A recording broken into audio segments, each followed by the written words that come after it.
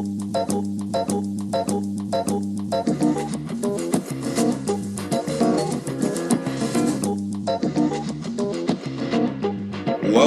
to the Brodies, and we're back. A bunch of bros on the couches.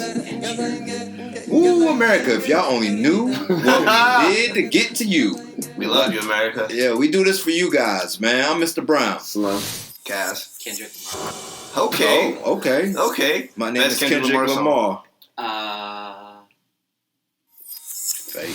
It took too long. I have one, but It took too long. Nah, it took too long. the feature that he did with Dido, that's the first time I heard him. Okay, you got to be next time. All my songs are precious to me, so they're all my favorites. That's what you got to do. That's the cop out of the century. But today we're gonna bring y'all a series of dope conversations. We've had a lot of things go on this week, so once again we're bringing the barbershop to college, and we want to do it for you guys. Show you we got some education. Yeah. But first of all, I got some gripes. And here's my gripe. Gripe one. Gripe one. So, as the internet seldom does, there's a meme going out. There's a silhouette challenge. Mm-mm. And there's a busset challenge. Now, I was doing my, boredom of searching the internets. Understandable. And I'm looking at some busted challenges, and nothing else to do. It's up there. It's on the timeline. Might as well look. Let me see what they're doing. Okay. And then someone broke the busted challenge. And if you can win a challenge, I think they won. I think they won. They won. The person I think who won the busted challenge Okay. was Chloe of Chloe and Haley fame. Don't even know her last name, but it's Chloe. Which made me feel very, very gross. America, if y'all don't know, the Busted Challenge, they got a song called What's the name of the song? Is it called Busted? It's literally called Busted, yeah. So Wasn't that by Plies? No, that's Busted Baby. Oh, okay. Yeah, I only know is Erica the artist? The only reason why I know it's Erica is because apparently 2 weeks before this, the challenge blew up, she was performing a song and nobody knew the words, so they were making fun of her on the internet. And 2 weeks later, the whole world knows the song now. So shit, you can go platinum off of me. But anywho, the Busted Challenge normally starts off with some young lady in bummy clothes, where they hear the Nelly's hot in here. Girl, I'm in front of the mirror dancing, thinking my butt getting big. And they pretend to look like, oh, my butt getting big. And then they drop. When the beat drop, they drop. And next thing I know, they show the Megan knees. Shabam. Oh, my friend did that. That's what she was doing? That's probably what she was doing. I guess she lost. Because she had on a robe and Yeah. curlers. Oh. And then next thing I know, she was she wanted to show she got the Megan knees. yeah. And I'm like, you're married. Why? But Because the memes are the memes, man. You want FOMO. FOMO. Memes are undefeated, bro. You got to do what you got to do. okay. But the thing is with Chloe that messed me up, I was like, dang, she thick. I didn't know she was that thick.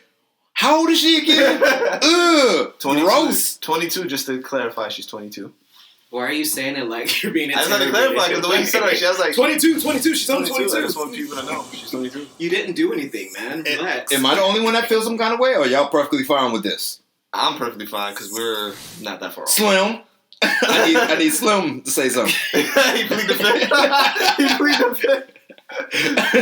Okay. So I'm not the only one that felt gross then, man. I did. I'm not gonna lie. I'm like, it's such a kid doing this. And why is it everywhere on the timeline of all it's social grosser media? that we're just getting older. I think it's more so getting older. Yeah. Well, I'm not in that because it's not gross to me. Well, maybe the thing is, not only because I'm older, but I've been in the teaching game for a minute. Right. My older students that I've taught at the beginning of my career are 22 years old. My oldest niece is 24 years old. Oh, okay. I can't be lusting after nobody that I could have possibly taught and or hangs out with my niece. That makes me feel some kind of way, Brian. I'm just saying. But clearly, You have a good heart, sir.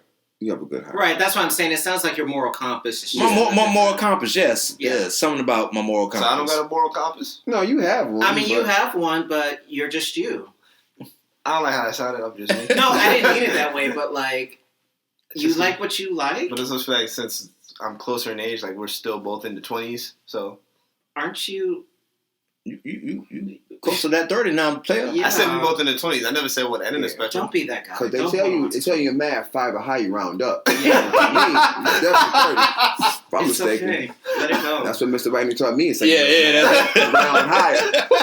That's like, hey, if that one is 5 and higher, you got to round up, chief. Round that 10 up.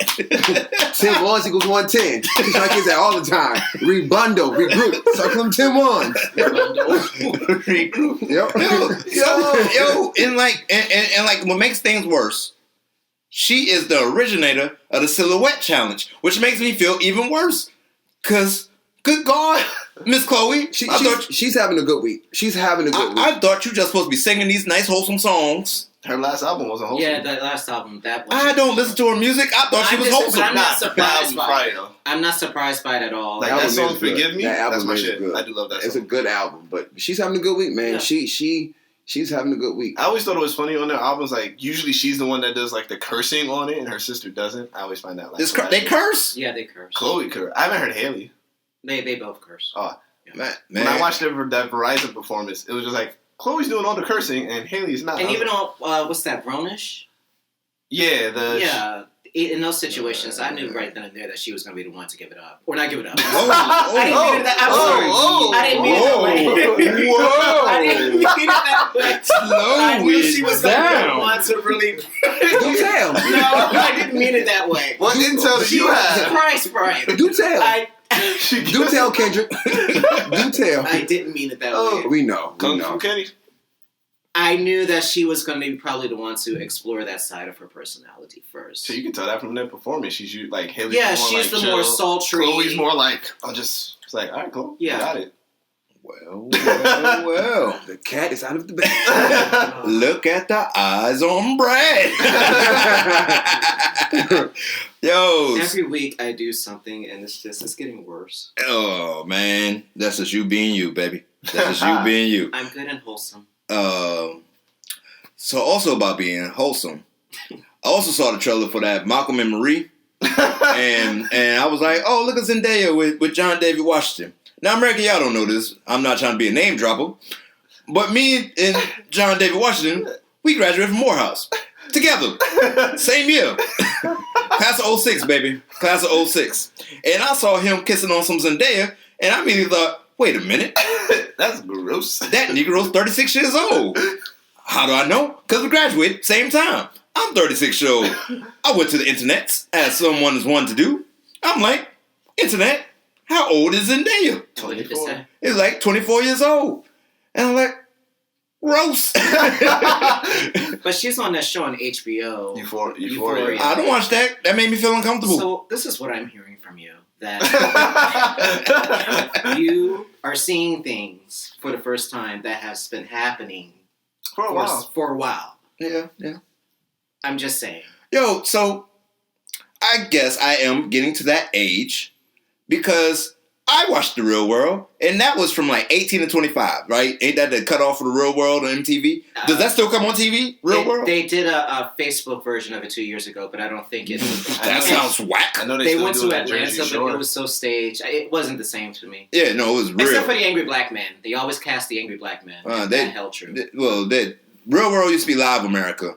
I couldn't wait to see Real World. What was your And favorite Was season? that Tuesday night? Was it Monday nights at 10? It was Tuesdays. Tuesdays at 10. see, he know. I was a Jersey Shore guy. I think that was... Ooh, you young. God, you young. You ain't watching Jersey Shore. Yeah, Ugh, I was a Jersey Shore yuck. person. You do act like the situation at times. That's disrespectful. Wow. That's do. wild disrespectful. Is it? That's wild disrespectful. I mean, You that's gonna let that ride? I am, because I'm pussy. But it's like... Well, the cat's out of that bag there. Like... Who was your favorite character on Jersey Shore? Vinny and Paulie. Those are my two favorites. Okay. Really? Yeah, I love them together. Like, I just wanted all their scenes, because they were just like... The ones that didn't want no issue, they were like, we just want to be partying and hang out with each other. Like, fuck everybody else. So, but everybody else I felt was always like, you want an issue. Like, Paulie Paulie. Paulie literally had no issues with nothing. So this is like, Right. and then Vinny was just the young one, just like, I'm happy to be here, guys. And I just felt like they were like, if I were to hang out with anybody from that, it'd be those two. But anyway, Sorry, you were well. yeah, Real World was like the original of all that. Oh, like yeah, Jersey Shore, it was the same people every year. You could be on The Real World. on the Real World if you was from the ages of 18 to 25. And to answer your question, the best season for me was Hawaii. Shout out to Tech, went to Morris Brown, all that good stuff. That was something on my bucket list I wanted to do. So I did. I wanted to be on the Real World, didn't make the Real World. But I know on the Real World, some crazy stuff went down. A nigga I went to Morehouse with was also on the Real World. He was such a lame in college. I'm like, why the hell they picked him? He was in San Diego. But anyway.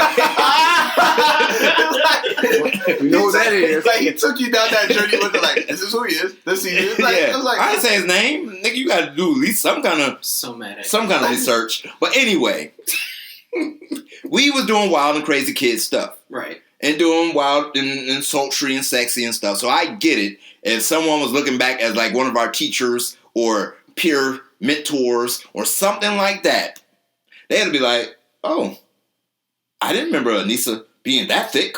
I don't know. And it makes you just feel some kind of way. Right. Because you get to the age, guys, I know I'm going to say Brian, guys, that I'll be concerned. I ain't going to clubs no more. I'm good with that. But you're just chilling, drinking your drink, and you're mingling. And a fly young lady, a foxy mama, as they say. this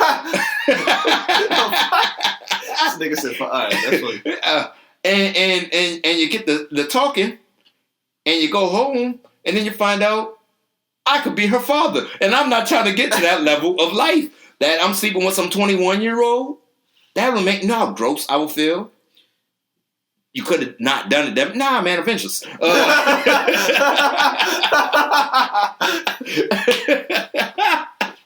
But that's how, like, Okay. no, I'm out here by myself. I agree with you. For me, the whole Chloe, when I saw it, I was like, oh, she can move. She's moving and grooving. She's moving and grooving. But at the same time, it's like, she's 22. It's like, I got sisters who's going to be 30 next week. So for me, it's like, it's tough. But I feel you though, Brian. I definitely feel Not where you're me. coming from.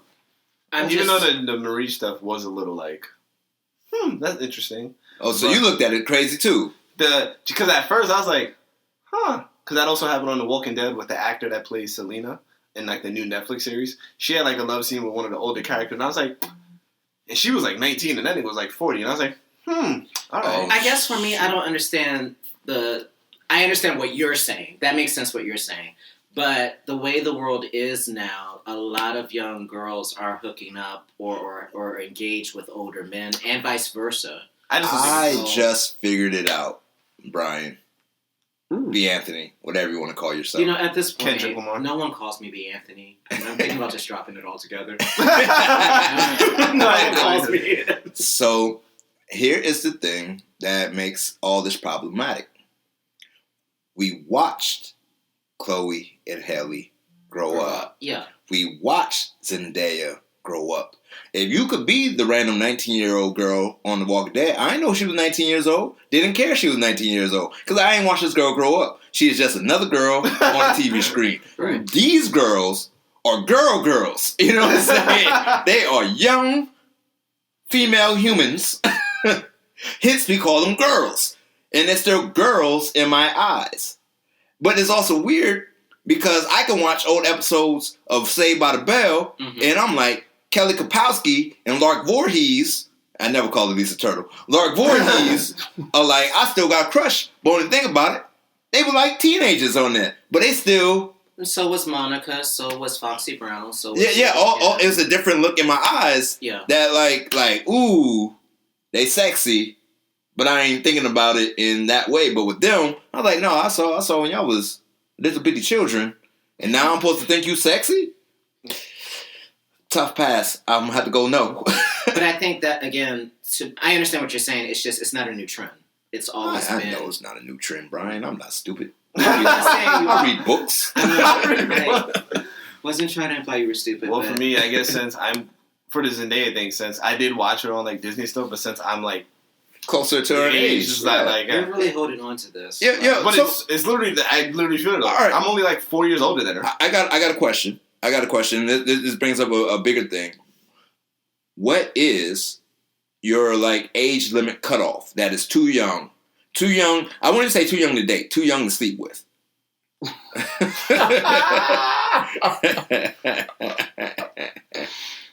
Probably be 24. 24 is too young to sleep with. How about you, Slim? 24, 25. Oh yeah. Oh no, anything less than 35 is a no go. Lord. Shebang. I can't. Because I'm too old. Number one, like that's just weird. Like, Isn't Jay-Z like 10 years older than Beyonce? that Like was 17 weird years. when it was happening. He dumb old compared I was to thinking like 7. Well, Hov turned 50, right? Yeah, Hov in his 50s. Well, there was a rumor He like 38. that she lied about her age. Like she wasn't as young as she was when She's not the same age as Lil Wayne. hate you so much. Yeah, we gotta forget like Lil Wayne been in the game for like 20 years. He's still in his Beyonce 30s. 39. See, wasn't too far off. And Lil Wayne like 38, right? I was going to Jay-Z. Jay-Z 51. Yeah. 39 and 51. You can do it. Do the math, Brian. I'm so tired right now. Oh, excuses. 12 years, brother. Hey, thanks. Like, thanks. But is it really that bad, though, 12 years? Lil Wayne 38. I told you. I think 10 years is okay. If I'm being just... Well, according to the Honorable Elijah Muhammad, it's half your age plus 7. That. So, half your age plus 7. Be Anthony. Half your age. So, if you are 30 years old, that means you can holler at a 22-year-old. Right, I caught it. Mm-hmm. I wouldn't, but you know. I'm not going to do that. No. Yeah. It's just too... Especially today. No. Yeah. But I also think that another thing that plays a part into it is like, I feel like girls back in the day, like early 2000s and earlier, they look like younger. I feel like, I don't know why, if it's a generational thing, but I feel like the younger people are looking older than what they are. I think that's about... I don't think that's changed drastically too much. You won't I get don't know. caught up. Like, I guess it's just the way I look back at like old, like, when I look at like my family's albums and like look at older like 90s videos and stuff like that. It's like, stuff that I feel But like you there have was to some keep in mind that when they were making music videos back then, they weren't really trying to play to the young market like they do now. Good point. So it was a different time. Hence, when you did look at like a Monica, for example, I didn't realize that she was only 13, 14 until someone actually had to tell me because they had done her up so well. Oh yeah, they bust that shit with Usher too. Right. Because Usher ain't never made no kitty bop songs. Because that first album, it was all sex, and I think he was Grown only man like out 13. here. Grown man songs that you I said. want it my way. I know that's album number 2, but you know, oh man, I don't know if I can name a song from the first Usher album. You get with it, that one. Once again, I don't think I can name a song from the first Neither can I. album Usher, that first album of Usher. Every time But that second and that third one, boy, Woo! that second and that third one go hard. A701 is probably my favorite one. Oh man, that second, third, and fourth, and the fifth, all of them. I'm like, Usher had a good little streak going on. But we digress.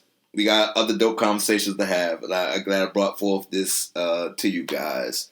But internets, and I'm talking to you people on internets in America. Apparently, we've had a rare opportunity for unity. Where America getting together and saying, "Fuck you, billionaires." Fuck you, Robin Hood. Well, first is both. Both of them getting the middle finger right now. So the first one, if y'all haven't heard out there, America, GameStop.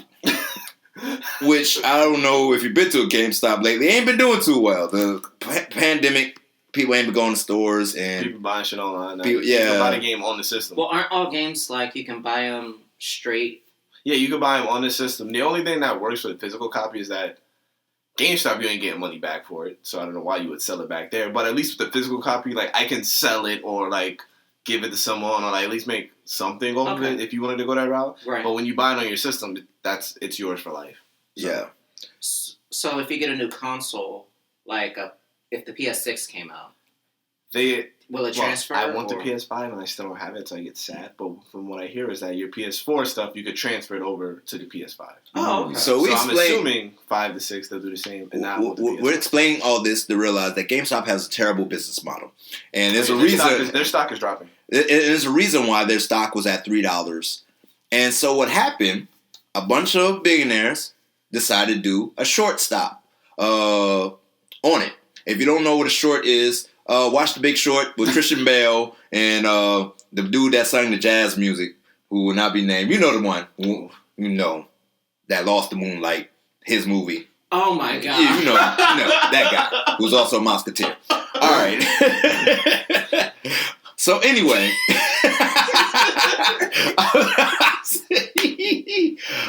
so what a short is, they basically bet that this stock was going to drop farther than what it is, and you betting against the market. So a bunch of the bros on the internet was like, the billionaires have made more money during the pandemic. They made $1.8 trillion during the pandemic. Mm-hmm. While we have lost $1.3 trillion. So fuck you for trying to get more money. We learned as a collective internet, if we drive this stock all the way up, they will lose billions of dollars. Okay. And that's exactly what the internet did. And they started crying like a couple of bitches. You can't do that. So this is like the Reddit community. The Reddit community. They literally said, nah, fuck that. Fuck them niggas. They was really like, and you drive it, and if you bet against the short, you got to pay the money that is at the new price. Because when you bet against the short, it's like, I bought a bunch of things at this lower price, knowing that it's going to drop more. Right. And so when it comes to like the end of the week at this time, I made money because I bought it at this price and I could sell it at this other price because of the drops and whatnot. But because the price went up, they're no longer getting at that low price. You know, they got to get it at that high price. And shit. You got to comp. You got to pay the people because you already promised that you was going to do what you had to do. And billions of dollars. And these bitches started crying, saying, that's not fair. That's not fair. Fuck Robinhood. And then Robinhood, they violated me, whose name literally means steal from the rich Give to the poor. and give to the poor, Did the opposite. they was like, nah, you can't buy any more GameStop. They literally blocked me. Like I tried. You can only sell it. Got it. That which is going to drive the price back down. Which is due to the rich people complaining. Mm-hmm. So how y'all feel about this? Because I feel some kind of way. I feel less about the Robinhood shit is foul, but I'm upset with the billionaires complaining. I mean, they Cuomo do did what an rich interview people do. with- They find ways to keep their money. I'm not surprised that it panned out this way. And, you know, if there's something else similar to it that happens, that they'll probably find another way to get out of it. Oh, they was eventually gonna figure out a way to like, all right, nah, fuck that. We're not gonna let them keep coming up on us like this. We got to do something to stop it. I know Chris Cuomo did like an interview with the Robinhood. He basically just shit on him the entire interview, saying you can't mislead people. That's basically what you've done is mislead them. I'm one of the people that got misled because I tried to buy some stock and they denied me. So So this happened what? This happened what? Tuesday? Something like that. Tuesday or Wednesday. So I woke up and I got my alert from Robinhood. I'm like, yo, AMC done jumped up to $20. Because they did it with AMC too. I bought an AMC too. I was Now, like, so last year I bought a bunch of stocks. I was like, I'm gonna just ride the wave. I'm gonna play a long ball. So every day I look at it, I'm like, oh, some days it go up, some days it go down. Tuesday or Wednesday, I'm like, what in the hell? So you had has AMC happened? stock? Yeah, a bunch of them. I bought a bunch of Did you them. sell that shit? No, I didn't sell it. And here's why. With stocks, right? I'm new to this, right? So I do research. So I was like, you know what? I'm going to hold on to this. The world opening back up pretty soon. Hopefully, it's going to go back up. But after seeing that on Tuesday or Wednesday, I was like, damn, I should sell this. I should. But I was like, you know what? I'm going to hold off. But to answer your question, them punk-ass billionaires can go to hell. That's how I feel. Like real talk. Like, they're just greedy, a bunch of vultures. Like, and they don't want to see anybody else get money or catch on to the scheme that they're doing. And Robinhood, they can go to hell too. Because you can't deny cash trying to buy GameStop. Word. Got your back. Thank But you. aren't there rules on the stock market that prevents behavior like that from? So you're right, Brian. What essentially you could call that, according to the Wolf of Wall Street. I watched a little bitch ass interview. What they did was collude. Right. You cannot collude. But the problem is, billionaires been colluding for years. Yeah. Been colluding for years. They drive the market up. They drive it down. Examples. I go to a Senate meeting and I find out there's a pandemic on the way. I sell my stock and I buy this other stock. Hence what happened to the 2 senators in Georgia who are no longer there. They got some information that's insider trading. Right. So they understand how the market is going. There's this guy who went on CNBC and was like, we got to do something because hotel stocks are going to go down because of the pandemic. Hotel stocks are going to go down because of the pandemic. Said this on CNBC.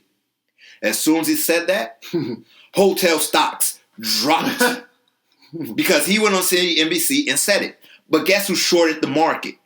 He did, and he made $1.3 billion off of it. So rich people been doing this shit for years, and now they mad that we learned the rules. We're starting to catch up now. And doing it ourselves. And now, I seen this billionaire talking about, tell me if you heard this one before.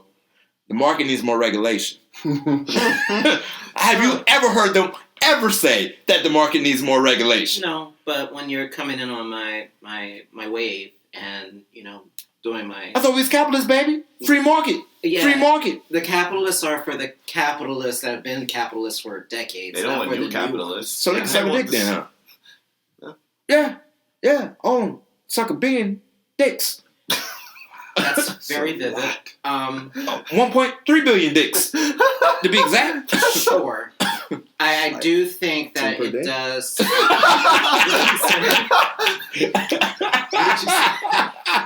I missed it. He said These are like 10 per day.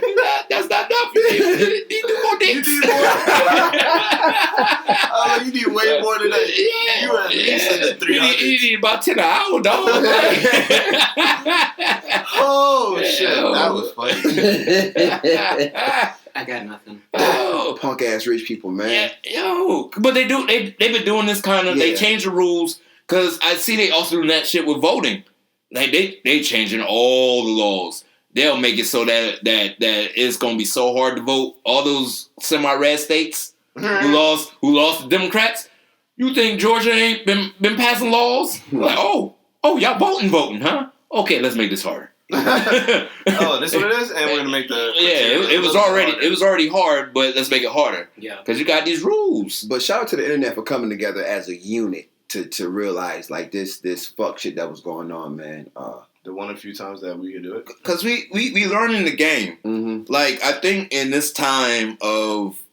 This is the time we live, I think we're doing more to be more financially literate. Mm-hmm. Well, you have to. I think that's the thing now with the pandemic, the election. A lot of people's eyes, the wool has been pulled off. Yeah. And so I think now people are actively saying, okay, they're going to take care of themselves. How do I take care of me and mine? Mm-hmm. So... Because we realize how they make money. Yeah. Because the lie they tell us as middle class or underclass people, I'm going to call us underclass, because if you're not in the upper, then you under. Mm-hmm. Lower class people. They tell us, work hard and you can get your dreams accomplished. You can achieve the American dream. Like Max Lord. Work hard. You could attain the American dream. Just That's what he said. Yeah. Just wish. But the thing is, the upper 1% do not work hard. No. They don't work for their money. Their money works for them. Yeah. When they go to sleep, they're making money. When they wake up, they're making money. When they take a shit, they're making money. If I don't go to my job I ain't making after a certain amount of time, I'm not getting any money. I'm not getting anything. And we are realizing that we want passive income too. Right. And so we saw an opportunity to get a little bit of passive income. And the rich people's like, nah. We want a permanent lower class. Yeah. We don't want you to be on the level that because if we don't have a permanent underclass, who's going to do all the things we don't like doing anyway. Right. Because if I'm a janitor and I just made $1 million in the market because I put all my money that I saved on GameStop when it was at $3. Walking in telling all y'all to suck my yeah. Fuck these kids. Fuck you. Fuck everybody. That's how I'm walking in. Yo, so I just think it's unfair how they get mad that we're learning the rules. We're learning from you. We got the internets now. We got all the knowledge at our head. We decided to put down our conspiracy theories about vaccines and reptile people and combine our knowledge together, Democrats and Republicans alike, and became one and was like, fuck you billionaires. Mm-hmm. That was the sentiment behind the Occupy Wall Street movement so long ago. It wasn't about blue or red. It was about no bread and have bread. Right. We want some bread. I would love to go to sleep and know that my money's making money for me the following day. Well, yeah. I would love to see what that feels like. Just for a week. Wake up knowing I made some money today and all I did was... nothing. Absolutely nothing. Yeah. And I'm making millions of dollars. So how do you guys feel? I was thinking about this. Black celebrities who make it to that realm, like a Jay-Z or Beyonce, for example, they're stupid rich. And when they get that type of money, do you feel like because they did come from the bottom and they know that reality, not to say that the others don't, do you feel that they're kind of playing into that, or people in their situation are playing into that? It's that new money. I respect the new money. Okay. I respect the new money. I respect the Jay-Z's, the Beyonce, and their you can see it in their politics. New money politics are different from old money politics. Okay. New money politics lean more democratic because they understand the struggle that was kind of there, while old money is more Republican because they like an estate tax. But that means you tax the money that my daddy gave me. Mm-hmm. That's not fair. But you still good. You still eating. You didn't even work for that money. Yeah, we're going to tax that money when it goes from you to that. So, but there's no estate tax. They don't want that. Right. While you got new money, Bill Gates, new money. He's giving all that money away. He came from middle class. Right. Jay-Z, new money. Beyonce, new money. Zuckerberg, new money. I don't like that dude, but he knew money and he operate a little bit differently than those old money dudes who are really like, no, I don't like that. You shouldn't be taxing people. And new money, nah, nigga, you can tax me if you want to. Okay. Because I ain't never thought I was gonna see billions of dollars. I got $1 billion. What am I gonna do with $1 billion? I work for Microsoft. I invented something. My house interacts with my mood. I don't even gotta say nothing. You know what I'm saying? He's angry again. Set the music. Yeah. I don't need play for nothing. Gambino. You know what I'm saying? So it's intriguing how people who have been rich their whole lives try to make rules to maintain their wealth. Right. But also prevent others from ascending up into the level, because we're going into a new Gilded Age. Yeah. I don't know if y'all know the Gilded Age is, right? 1920s, that's what the Great Gatsby is set, where that's when John D. Rockefeller and all them was like, I'm king of the world. And they legit was king of the world while people's eating dirt and stuff like that. And then the stock market crashed and they started jumping out of buildings while the poor people's like, nigga, I've been poor. I'm going to be poor. This ain't nothing for me. That's nothing in the neighborhood. It's funny that you say that, because even looking at the what's supposed to be the Congress, the Republican Party, and how they're making their decisions now, I think it goes back to what you're saying about that old... It's not solely about money, but that old mindset of just how to maintain power and money, and they don't want to let go of that, and it's just weird to see it, and them not wanting to be reasonable or human. Mm-hmm. They're willing to do anything to hold on to what was, or some semblance of power, and I think it mirrors what you were just talking about. No, it definitely does. That shit is crazy. So you talked about Jay-Z, and we're talking about economic power. A recent movie came out called A Night in Miami, which tells the cross-section of Sam Cooke, Malcolm X, Muhammad Ali, and Jim Brown. I would love to be in that room and see what he was talking about. One of the conversations they had was, when you have a platform, how do you use that platform to help out the black community? Malcolm X is pushing his will on everybody. really made. I was like, somebody said somebody said on the tweet like he was a vibe killer. no, I he's a cop. dying laughing. No, he was. Sam Cooke was trying to get some puss. Brown was, Ali was, and Malcolm was like, "Hey guys, let's chill in this hotel room." And he's like, "Nigga, can we do that shit in the morning? We trying to get some pussy right now." Like, this nigga. And he was literally, like what Brown was saying, it was like 4 different perspectives, like talking about how to help the black community. And then the movie just makes it look like Malcolm X is pushing his way onto the others. Like, no, my way is better. But you guys are the big famous ones, so I need you to do it. It was just interesting to see the different perspectives. And it made me look at Malcolm X a little like, oh, you was an asshole. Like, how you I don't think he was a... No, like, I don't think... The movie paints that narrative. Yeah. But I think the scenario, and I have not seen the movie yet, but given what each of them were probably going through, that was his reality. He probably had to be... The FBI was literally watching, like... Yeah. So, like, I understood it. But just, like, it was just like Ali just won a title fight. He didn't work... Like... And then also how you want him to be Muslim, or Muslim, but then you about to dip out of it the next day. It's like... Oh, well, he's dipping on the Nation of Islam. It's a difference. Yeah. it's a difference. He's still going to be Muslim. But he ain't going to be NOI because NOI was doing NOI things at the time. But, you know, my question for you guys. Which one would you be? No, what is the proper... If you are at a level of wealth, a level of fame, a level of influence, what approach would you do in order to enrich the black community? Because I know you haven't seen the movie because you're on a fast. So Sam Cooke's approach, B. Anthony, and then y'all can answer, so was a behind-the-scenes approach. Mm-hmm. I'm not going to be vocal and verbalize the things I'm doing for the black community because I still got to sell these records. Mm-hmm. I'm the biggest pop star in America. I watched the documentary. I didn't realize he was the pop like that, but he was the pop like that. Yeah. And so he was employing a bunch of black people and then hipping people to the game about owning your masters, writing songs for other people. Creating record labels. Like, I'm putting money, physical money, into people's pockets. But I'm not going to be out in the open with what I'm doing because that's going to take some of my power away, some of my money, whatever. Of course, Muhammad Ali, who was Cassius Clay at the time, was like, I ain't going to wear it out loud.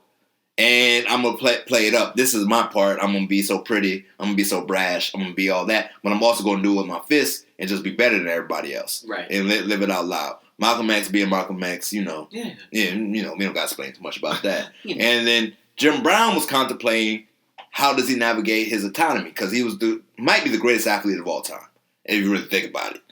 Like, the way he achieved the records he did in the NFL, in the amount of time he did it, I don't think it could ever be touched. That span will never be touched. That 9-year span. It's different. He's different. Two different positions. I'm asking because I don't know. It's Jim Brown might be the greatest football player of all time. Like real talk. He's in that conversation. And the fact that he was like, I'm done with football to do stuff to really control my own narrative and own brand was revolutionary in itself. And of course, he's done things for the community as well. So I'll let you marinate.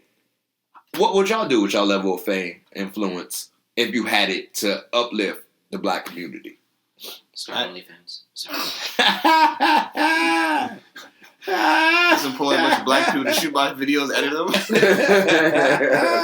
Support my OnlyFans page. I'm gonna promote it on my Clubhouse. I go the Sam Cooke approach. That's honestly, I thought a way that I gravitated towards was the Sam Cooke approach. Like, I want to do it out in the open. Besides little like gems here and there, like you'd have to read between the lines to get what I'm saying. But I would do it behind the scenes because there would be a point where I build up so much power behind the scenes where I'm untouchable. So then I could come out in the forefront. Like, not right now. Wait until I get my like crew together, get a little millions in us, start controlling every record label, at least from that standpoint. He probably wanted more in like the movies. Like, I'm assuming, I think at some point he'd be like, yo, Jim, you an actor? Like, let me represent you, and just trying to branch out that way. So then, like, 15 years later, he'd be like, boom, I basically own all the entertainment and music shit. So now I could be this powerful voice because you need me. So I would have went that approach, personally. That's a good question, Brown. Cash, I definitely respect that answer. When you were talking, Brown, you made some good points. if you haven't seen the movie, they all kind of contribute in their own way, right? Some are a little more vocal than others. For me, and just thinking like in that particular time frame, like not now, but during that time frame, I would help, but I wouldn't put myself in the forefront because, you know, you got this target on your back. So why not just drop gems here and there just to support, to help the community, whether it's jobs, whether it's just giving them a free game, but just giving back, knowing that, hey, I went to this state, I did this, but not being in the forefront of that. Because during that time, a black man that has that much power with that much followers, that's scary. Like, that's scary for the white man. You know what I'm saying? Like, who is this young dude with this revolution going on? Who's this nigger doing this? So for me, I would definitely be out there helping, but I wouldn't put myself in the forefront of it all. That's just me. So what about right now, though? Right now, of course, I'm in it. Right now, I do the same thing behind the scenes. But I think right now, it's kind of cool to be the guy who is dropping gems or who's trying to help their people, especially if you have the platform. Mm-hmm. And I think black celebrity now, they're at least, if they're considering it, you have the room to do it, given what's going on in the world right now, versus back then, you had to be a little bit more strategic because if you had the money or if you had the platform, you were still viewed as, you know, another black guy. Yeah. I think now today, where we're at, I'm not saying things are 1,000% better, but I feel like you just have a little bit more wiggle room. But you still have to be just as strategic. I just think now it's... The only reason why I'd still want to do behind the scenes now is because if I go so out on the forefront, I might not think I'm saying something bad or that's affecting my bottom line, but I might say something.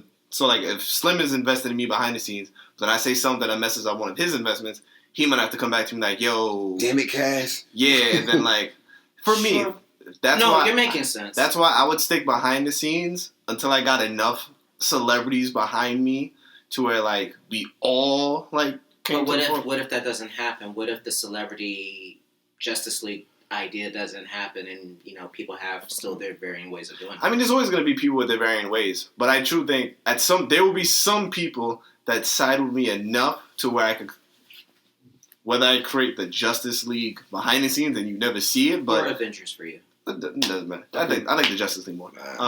But I could create that behind the scenes and you might not never see it or know it, but the people that need to know it, mm-hmm. and that's all that matters.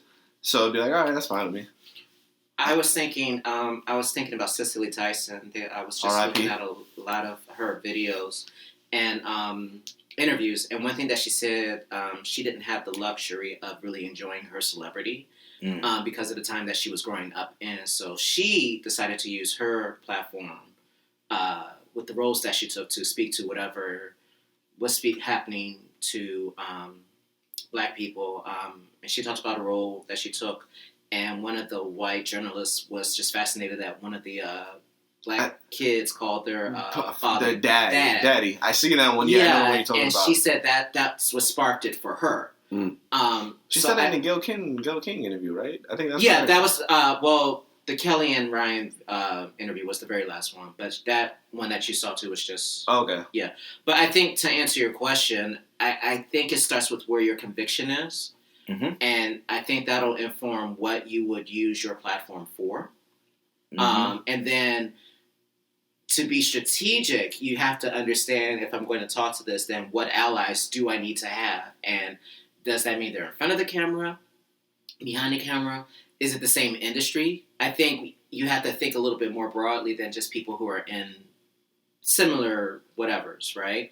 So maybe I don't hook up with another entertainer, but maybe I'll go to someone who's in education and has a little bit of pull, or someone who is part of the religious community. Or I think you have to work outside of what people expect you to do. So if I'm Jay-Z, I'm not going to hook up with Nas and T.I., although T.I. is probably not the best example right now. But my point is that I'm not going to get a gang of rappers and be like, you know, we're going to do this and da-da-da-da-da. But it might be better to move a little bit more covertly, or just to do it through the art and hope that inspires someone. Man, I think it's, with today's society, which makes it kind of weird, is the access to celebrity is so intense now that the tactics that they would have used in the 60s to kind of defame is a lot easier. Because remember, they tried to blackmail Martin Luther King for his affairs, for his adultery. All you gotta do right now, if you really want to defame, is like, oh, let me look through the internet real quick and be like, oh man, you know this guy really loves saying the word motherfucker a lot. You know what I'm saying? Like, I wish I knew someone like that. and so it like if you had the influence, if I had the influence, I don't know. I guess I would kind of do what but even I'm doing now. It's getting old. Like, okay, you found a video, you found something on the interwebs. Like that makes you problematic. It does, but then it's like at the same time, kids now, and I hate that I'm saying kids, but they don't care anymore. Like they literally just throw everything out there for the world to see. The congresswoman that they're trying to get rid of now from Georgia, Marjorie Green, all those crazy things that they're saying. Or that she said, not that they're saying that she said, but she said all these things. And it hasn't stopped her. She's not moved by it because she knows she has a strong base system. So you should stand up on your own too? I think that's where it's moving to. Well, here's a question for you guys. If you, America, look at us, you will all declare every one of us on this panel to be of the more darker complexion. So my question is, what's up with all these light-skinned dudes being so goddamn revolutionary? Because I think Jim Brown made a he point. made a joke about that. Yeah, it was light-skinned brothers always trying to like sound the hardest and be the hardest, be the blackest and everything like that. But that's like historically, that's kind of how the game goes. Like light-skinned dudes be going extra hard. I think maybe that's them using their privilege to make some track forward. I mean, the guy that was on Grey's Anatomy. That got the BET award. That gave Jason? Jason? What the boy name is? With the green eyes. Green eyes. I've never seen Grace. Wait, the light-skinned dude? Yeah. Oh! He had that great-ass speech. Oh. Yeah, and I'm like... Jesse Williams. Yeah, there you go. Him. So, no help on trivia. Not that trivia. I don't play. I look at him and I'm just like, wow, you're saying all the right things, but why? Why are you saying all these things? Who put the battery in your back today? Yeah, like who gassed you up before you went on stage? Like, yeah, talk that talk. Yeah, talk that. I don't know. Maybe it's told the whole narrative too that if they do see that I'm darker or what have you, that by default I'm not going to get listened to. I'm already viewed as a certain way. So from a strategic perspective, let me push up the lighter coffee bean and see. Nigga said coffee bean. Nigga mocha. I think that's a piece of it. And I think still with colorism, just as a topic, that's something that people aren't really ready to deal with because within the family, I don't think... Oh, no, it's worse between us than it is outside. Yeah, so I think to really have that conversation, it will really force us to come to grips with a lot of things that are wrong with how we handle each other in the movement. I just think Malcolm X in the movie was a vibe killer because the other niggas were trying to go out, celebrate in Miami. 3 athletes, and you got the biggest pop star. And then Malcolm X would be in a hotel. And he was the oldest, too. It ain't help. Was he? Yeah. I looked up ages. He's the old, Yeah, like Malcolm X was born in the 20s. Like, and then everybody, it was like I want to say it was like a 12-year gap between Malcolm X and Muhammad Ali. Wasn't Jim Brown like 28-ish? So you got to think about it. If it's a 12-year gap between Ali and Malcolm, and then there's like an 8-year gap between Malcolm and Sam and Jim, so they like, this old man. We trying to get some pussy. Killing the vibe. Call your wife and leave, damn it. That's basically what they were saying. Like, if you gonna call her and leave, like, we trying to go out of the town. So, between the four of us, how would you match each character against us? Like, who would be who between the four of us? Like, which one of us would be Malcolm? Which one of us would be Sam? I don't know. None of us revolutionary. Yeah, I was saying, none of us is Malcolm. You don't think you could just... You might have double up on one of them joints. I give Brown a quarter of Malcolm. A quarter. I like quarter, but like, all right, like, you know, he would bring it up, but we already be out. When Yeah. he bring it up, like, I'm way more Jim Brown than I am Malcolm X. Without the woman beat. But anyway. That was another thing I learned when I like Googled the movie. I was like, where Jim was? Damn, Jim. Yeah, Jim problematic. I'd probably be Sam Cooke though. Once you see the movie, that like I know enough to know that that's so questionable. Okay. So you're saying I'm Ali? Can I be the world's greatest boxer? No? Alright, cool, good talk. Next subject. Alright, maybe that was the wrong question. You gave up so fast. You gave up. You gotta stand your ground. You'll never be Muhammad Ali with that kind of attitude. that nigga's confidence was... I was like, yo, You'll never be the greatest with that kind of attitude, man. Yeah. I just thought it was funny that Malcolm X was like killing the vibe, and they're just like, oh my god, we just want to go out. And then Sam was like, I'm off this. I'm leaving. You got any beer? I got some ice cream. That is apples and oranges, sir. Apples and oranges. I can't wait to see it. Yeah, it's really good. It's really good. Good movie. It's tough conversations. I think we all kind of have grips with how to use our blackness in these struggles that we have. I think too, the other side is that no matter how far we go as a people, there's always going to be that crop that just looks at us as less than. Yeah, and that's just a sad reality, you know. The fact that Pennsylvania, Georgia were pivotal in this election, and you know, a good chunk of it was like black people showing up. That's what you wanted to challenge. You wanted to challenge the fact that blacks were passionate and involved enough to jump out there and let their voice be heard, and all of a sudden it's all these conspiracies. But they always want to change the rules. Yeah, that's how the game works. We learn rules, and then they want to change the rules. Like, why are you changing? I just 4 years ago when he who shall not be named got into office, we dealt with it. It was traumatic. I was sick. I wasn't literally sick, but I just couldn't believe it, and we just moved on. We respected the process, but then 4 years later, they're like, nah. Yeah, and they're still, talking about refuting those votes or what have you. It's ridiculous. But I think it just shows how we're viewed. And I don't know if it'll ever change. I think people are becoming aware of the biases and the how we're being handled. But, yeah, I'm not sure if it'll ever change. This reminds me of, y'all ever seen the movie Cool Runnings? Yes. Where they made it all the way to Calgary, and then it was like, that ain't the rules. You gotta do it in 8.7 seconds now, or something like that. And I'm like, but that's not the rule. You're supposed to do it in 10 seconds. Oh, you should have read the rule book. Right. And that's how it feels like. Oh, it's good. If we start running at 8.7 seconds, now we gotta do it in 7.3. Yeah. And then 6.3. Yeah. 5.3. But you let him in with 10 seconds. Oh no, he did it last year. So we grandfathered that in. Grandfather. But then I think too, what I do love about being black, there's a resilience with us that no matter what we're presented with, we'll find a way to get past it. And sometimes. I think I hate you. Sometimes. I'm trying to give an inspiration. Yeah. Oh, okay. I'm sorry. Go ahead. Don't be Malcolm. Take it back. Boy, you a mood killer. At the moment's gone. It's gone? No, I just feel like we're resilient, and it's proven time and time again that we can really meet the odds and go past it, so.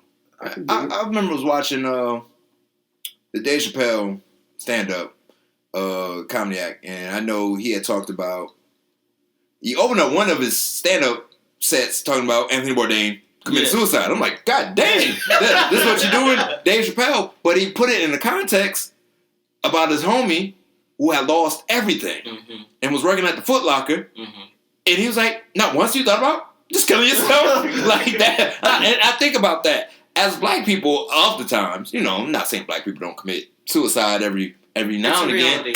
But we go through all kind of hell. And we were like, that's an option? Yeah. Kill yourself. Nah. You gotta figure that shit out. Nah, I'm gonna rob this bank in prison. I'd rather do 20 years. But Brian made a good point. Like, as black people, like, we go through some shit, man, and we find a way to get out of that. It may not be the prettiest thing to get out of, but we get out of it, and it's like, yo, like, if I can get through this, I can get through that. Yeah. So I definitely could be here. But killing myself, that's never been an option. Tiger Woods got through whatever he got through. So yo, so we also watched another documentaries out there. Tiger on HBO Max, so check it out. Wait, I'm sorry. This is a hard left. Oh, I want to get to the Tiger. Oh, okay. I meant to start off. Let's do everything you want to do. I know. I normally don't talk this much. I wanted to text you guys. When I say no, I'll tell you in person. I literally just thought about it. My mom was pissed at Michael B. Jordan and Miss Harvey for being together. She was like, I hate that they're together. And I'm like, well, why do you hate that they're together? Why do you care? What are you talking about? Like, yeah, why do you care? She's like, he was supposed to be mine or something like that. I'm like, Mom! I'm like, people are really upset with Michael B. Jordan and all this. I'm sorry, go ahead. Yeah. I just think that. That was funny. So Tiger dealt with classic Joe Jackson syndrome. Yeah. We say a lot about crazy parents, but they be getting the greatness out of these children, Joe man. Jackson, Tiger Woods, daddy. Selena daddy. Like all them boy daddy. The mellow. Yeah. Oh yeah. Like people get where you need to be. That Tiger. If you haven't seen it, check it out. It's so good.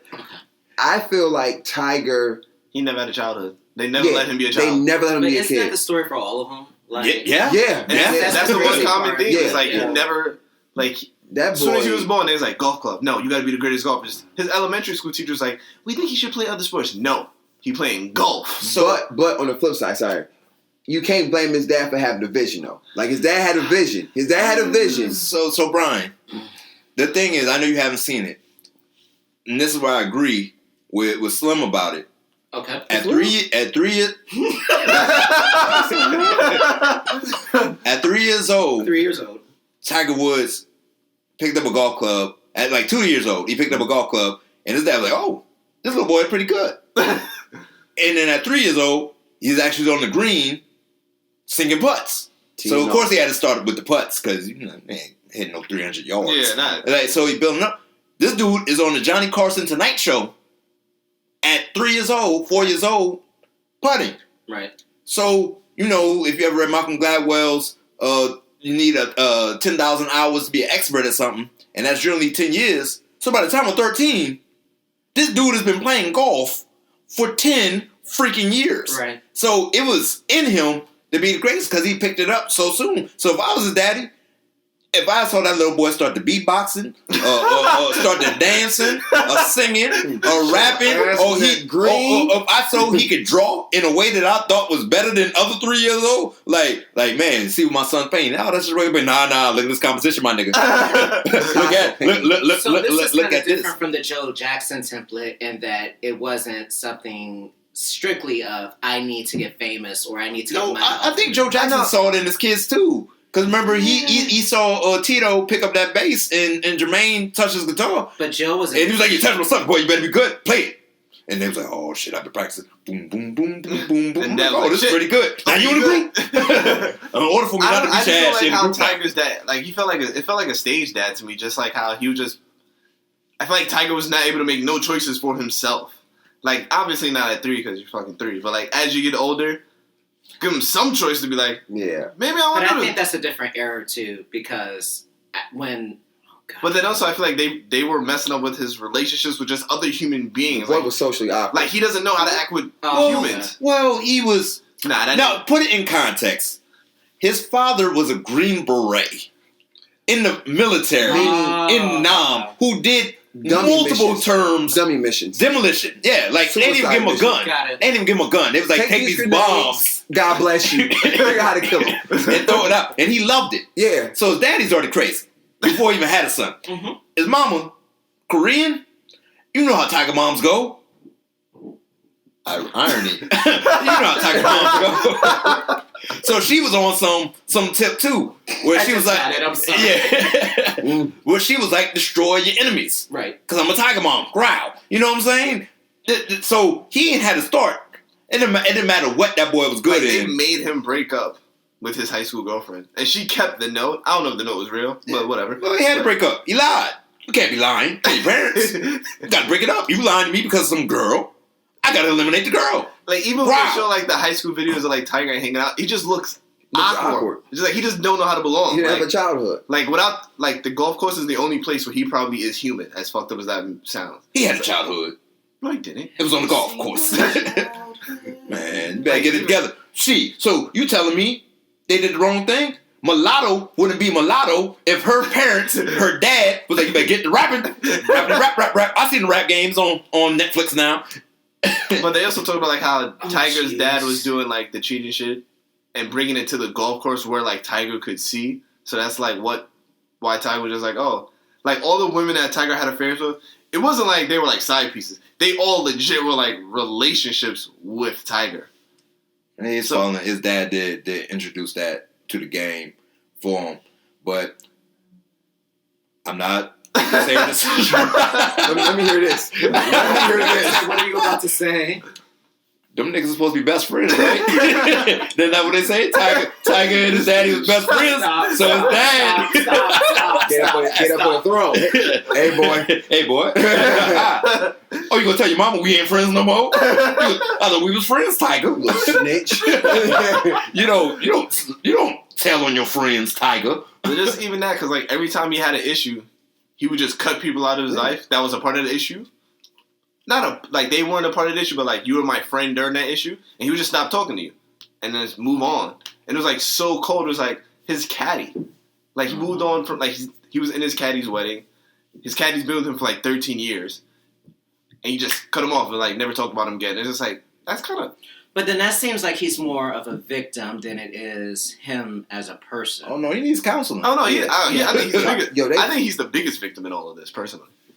Yeah, how the approach that his dad raised him and how he like just you got to watch it. He made Tiger what he wanted him to be. Mm-hmm. Like Tiger had no control over his childhood. Right. You know what I'm saying? And when you do that to a kid that wants to be somewhat normal, because in the videos with his friends, Slim.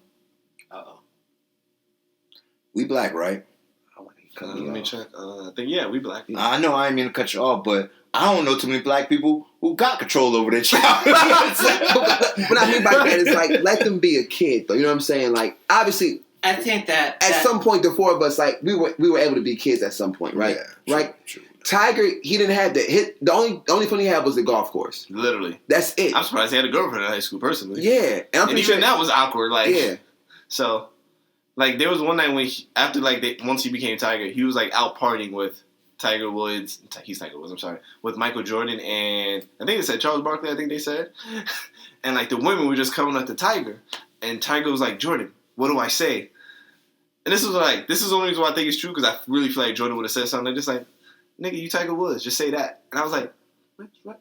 So I feel like just even then, he's like, oh, I just got to say I'm Tiger Woods, and they would want to be with me. Michael ain't teach that dude the game, though. Because Tiger out there messing with waitresses and hostess. Not even like waitresses at like a high-end restaurant. Like at the Perkins. Come on, my G. The Perkins? Man saw something. The man got vision. I saw her. No, he didn't. He didn't have vision. Tiger had unique taste. Like, yeah, like none of them, I was like, you really did that? Yo. When you got money and you lazy. He's like. But you know what, though? I wonder if the fame got to him too quick. Oh, of course. What I mean by that, like, at what was it? When did he sign that Nike endorsement? When he won the first major? 17? Yeah. You got it when he was like 19 years 19. old. You signed a multi-billion-dollar contract with Nike. Right. That's insane money, right? You get all this power, and it's like you don't know what to do with it. And I feel like his dad... LeBron ain't do all that. Well, and he got the money at 17. LeBron is different, though. LeBron ain't having that. Yeah, that's my point. And not to even be funny. That's messed up. But he didn't know. Like, very messed up. LeBron didn't have a dad, no record, no priors, and this man still came out on top. Tiger had a mama and a daddy. And this somehow Tiger had the throne. Listen, I don't think Tiger get the proper credit for golf. He changed the face of golf. He stamped it. But at the same time, though, I think with the way his dad operated and how his thoughts were, it messed Tiger up. Like, it really messed him up socially, I think. That's just my honest opinion. Didn't even know he was black. Yeah. He knew he was black when he was a teenager because he said that shit on the interview. He did. But he was an Oprah. That interview with Oprah. No. By the time he hit his 20s, bro, he was a teenager. He's like, I want to be the first great golfer because I think it'd be very inspirational to the blacks. He said it just like that. It's like A robot talking. That's his daddy. I was like, Yeah, I was gonna say- to the blacks. Okay. I was like, you're not. All right. For shizzle. His dad definitely said, "Yo, say this right before you go out there. It's gonna be great. They gonna love it." Because I blame his dad on that part. He ain't had Tiger hanging around with enough black people. That's like Tiger dad was proud to be black, but he ain't having around enough blacks. But do you think that was a because of the sport? Like there weren't a lot of black people around golf. That probably plays a part. I think so. I feel like now is probably more of an easier thing to. Yeah, well, he paid the way, just like because the thing is, his life and Serena and Venus's life ain't that dissimilar. Right. You know what I'm saying? Tiger learned how to do golf because when his dad got in the military, his dad was like, "I'm gonna play on the naval, the Marine golf course." Right. Like it wasn't like he was playing at that, and then the Williams like we're gonna play at the Compton City Courts, right? And they both in California, having access to something, that's not necessary. That's not their realm. So that's not their realm. His dad was just doing it because, like, yo, shit, I'm tired of killing people. Might as well kill these courses. So did they ever get into? I guess why he cheated? Well, no. Clearly, the reason is there why he cheated. But after that whole fiasco, did they get into what helped him to come back to? He cut off everybody and went in his own world. Like he literally stopped talking to people. What? Come back from what? The cheating scandal. The cheating scandal. He cut everybody off. Oh, he started winning again. That too. Well, no, what led up to the winning part? Because I remember, was it 2 years ago that he got back into the Masters? Yeah, and everybody was. He started playing for fun. Everybody off. He started playing for fun. He was like, I just want to be here now. Like, this is the one place where I have no issues. Like, I'm just having fun here. Okay. So, Keyword, fun. Yeah, fun. Like, he wasn't having fun before. Like, before, he was like, his dad wouldn't let him talk to none of the competitors. Like, you just golf it and we go. Like, now he was actually, like, talking to other people, like, hey, yada, yada. So, because his dad was like, nah. If I don't, this like, he actually talks to us now. They were like, oh, shit, he human? What's up, Tiger? Like, they was like, he's talking to us? Like, don't he got to play in, like, 5 minutes? But I just think that if his dad, like, I'm not knocking his dad for his approach, but in the same breath, if his dad was that stern and that strict, then let him just, like, be a kid. And I think if his dad let him be a kid, nigga would have never been number one. Oh, here you go. I still think he would have been number one. But he would have been more. He'd have been like more like, oh, he actually talks. You got to teach him at least. Can the two coexist? Yeah. You think it can? How, Slim?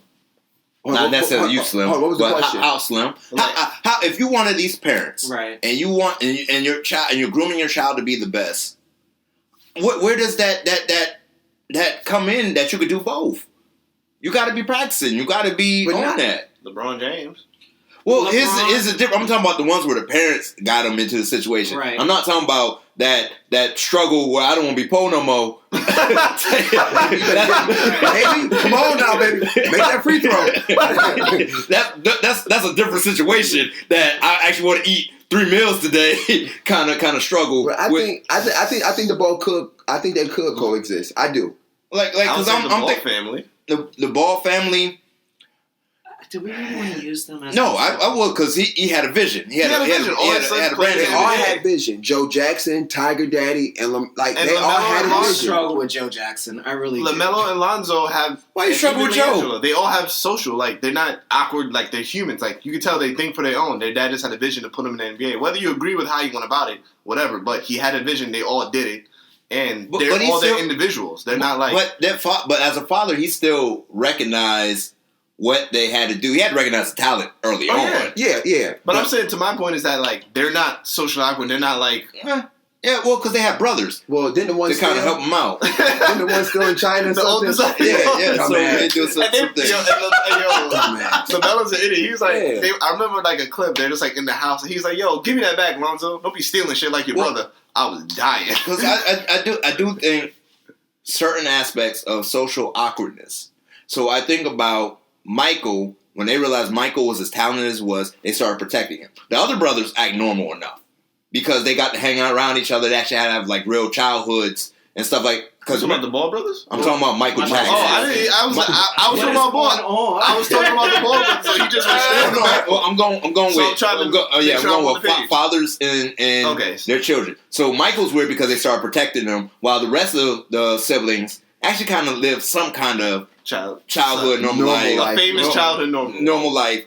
Tiger was the only child. That messed him up in the grand scheme of things. I'm thinking why Beyonce acts so much different than Solange. Beyonce doesn't have some personality issues. She comes off like a wet blanket. Jay-Z has been helping her get out of that bag. But under Matthew knows, I must protect this child. And Solange is like, nah, I kick niggas in the face. Play with me if you want to. I'll fuck you up. What's up? You know what I'm saying? Because she wasn't guarded and protected like they did. It's always one in the family.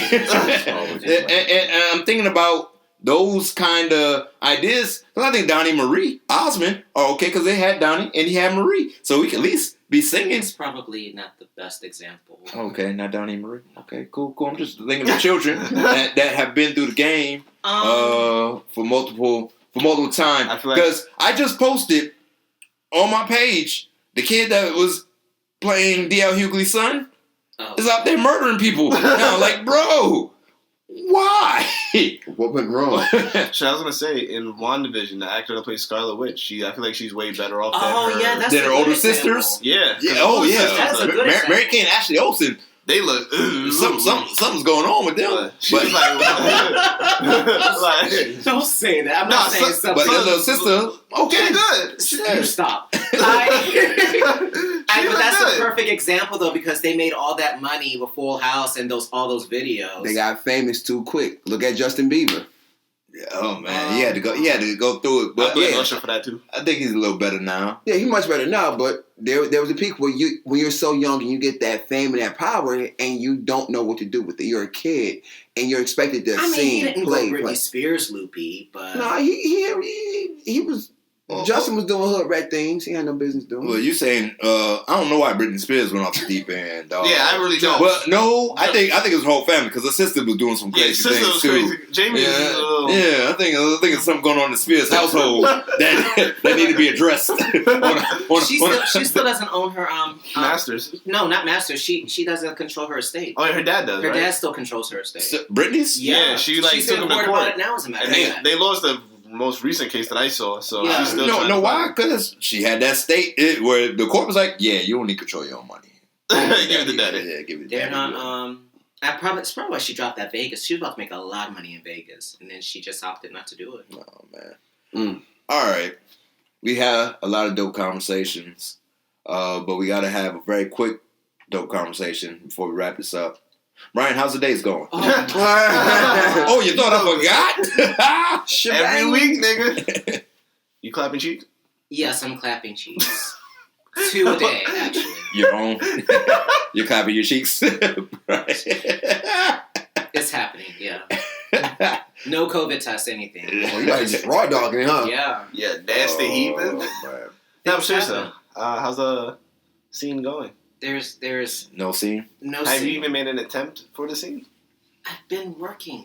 That's not. All right. All right, America, you heard it here. 1 month down. The first is Monday. 11 more to go. You got 11 more and 12 dates still on that episode you were gonna give me till June. I said maybe. I don't. Man, niggas getting vaccines now, man. Have you gotten the vaccine? I'm about to sign up for it. You are getting it.